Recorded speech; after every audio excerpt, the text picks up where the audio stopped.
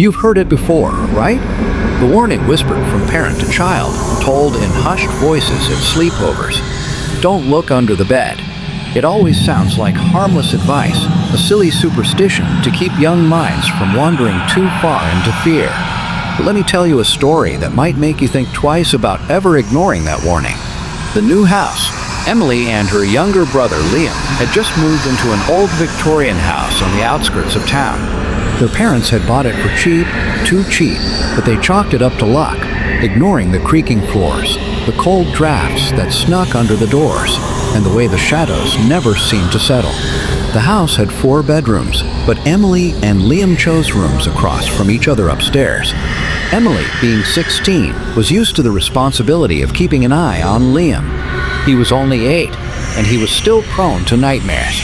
But in the first week of moving in, Liam started waking up screaming every night. He told Emily that something was watching him, something hiding under his bed. She'd kneel beside him, brush his hair back, and reassure him it was just his imagination. "You're safe," she would whisper. "There's nothing under the bed," but she never checked. The whispering starts. By the second week, Emily noticed something strange. Every night after midnight, she'd hear faint whispering coming from Liam's room. It wasn't clear words, just soft, rhythmic murmurs like chanting.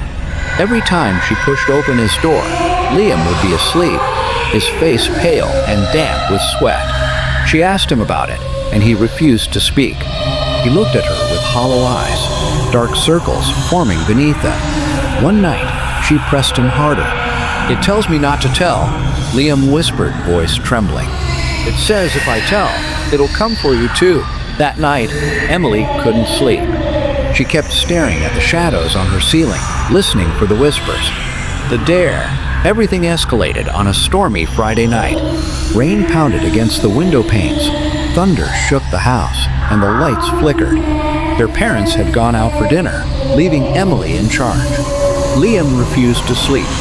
He sat in his bed, wide-eyed, gripping his blanket. Finally, in frustration, Emily snapped. "Look, I'll prove there's nothing under the bed." Before Liam could stop her, she knelt beside his bed and lifted the quilt hanging down. It was dark under there, darker than it should have been. She squinted, waiting for her eyes to adjust.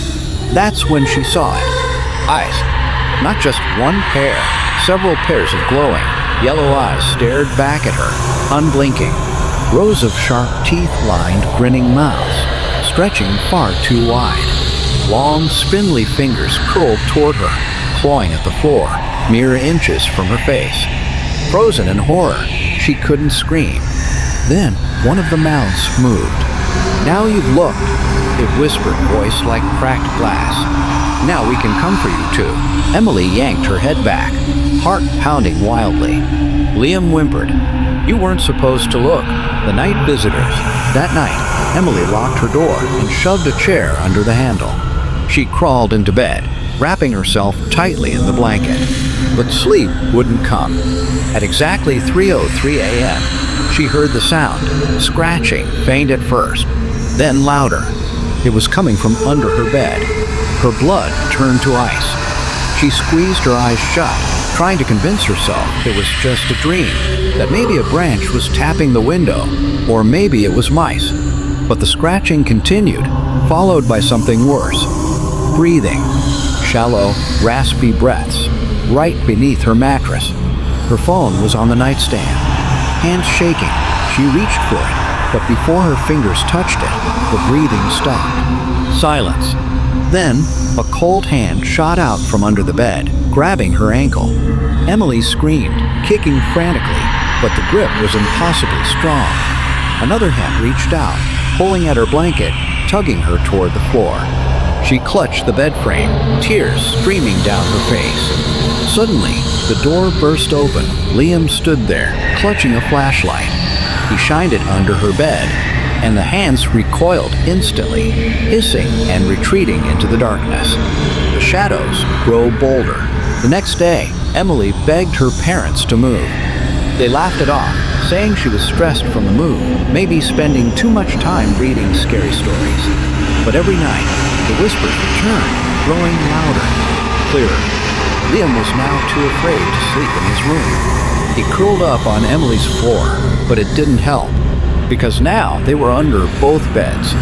Emily tried everything, leaving the lights on, surrounding herself with salt, even reciting prayers.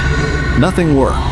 The creatures only laughed, their voices echoing from beneath the floorboards. "You look. You can't unsee. Now you belong to us." The final night, on the third week, something changed. The whispers stopped. The shadows under the bed grew deeper, stretching across the floor, crawling up the walls like ink stains. At midnight, the house grew unbearably cold. Emily's breath fogged the air. Liam clung to her arm, silent. Then they heard footsteps. Heavy, dragging footsteps coming up the stairs, slow and deliberate. Their bedroom door creaked open. Nothing was there, until they noticed the shadows, long, misshapen shadows slithering across the floor, reaching toward them. One by one, the shadows crawled up the sides of the bed, dark tendrils stretching toward their faces. And then, the bed started to sink. It felt like the mattress was collapsing, the floor giving way. Emily looked over the edge and realized there was no floor anymore, only an endless black void beneath, filled with hundreds of glowing eyes, open mouths, and clawed hands. She grabbed Liam, holding him tightly. The last thing they heard before the bed gave way completely was the voice. "You should have never looked under the bed." The aftermath. The next morning, their parents returned home to an empty house. Both Emily and Liam's beds were missing. No sign of struggle, no broken windows, nothing disturbed except for one thing. In the middle of each empty room, etched into the wooden floor, were the words, "Don't look under the bed." No one ever lived in the house again. Some say, late at night, if you stand outside and listen closely, you can still hear faint whispers through the broken windows, voices chanting, laughing, calling out. Now, it's your turn to look. Thank you for listening to this terrifying tale. If you enjoy Don't Look Under the Bed, make sure to like, comment, and subscribe for more spine-chilling horror stories every week. Until next time, sleep tight. And remember, whatever you do, don't look under the bed.